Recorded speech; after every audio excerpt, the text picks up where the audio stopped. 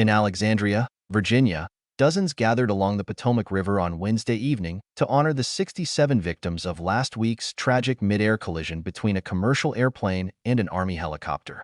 The vigil, held exactly 1 week after the crash, was a moment for the community to mourn and reflect. The air was filled with the light of candles, contrasting with the flashing lights of fire trucks and police cars that had illuminated the same area a week earlier. U.S. Senator Tim Kaine and Representative Beyer offered heartfelt remarks, struggling to find words for the immense loss.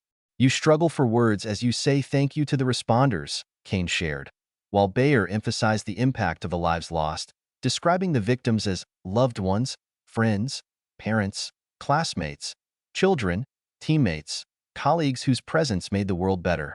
The grief felt by the community was palpable, with many, like Dan Beasley, traveling great distances to offer support.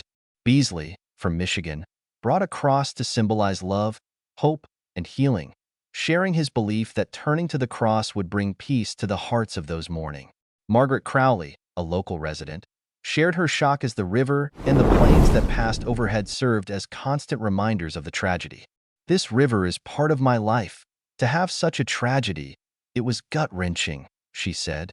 Aurelian Ellis, also from the area, expressed her condolences, offering a sense of solidarity with those who had lost family members, particularly the children who were returning from a figure skating competition aboard the plane. "We never know what's going to happen tomorrow, but we can support one another," Ellis said, her words resonating with many in the crowd. As mourners gathered, there was a shared sense that moving on from the tragedy would take time.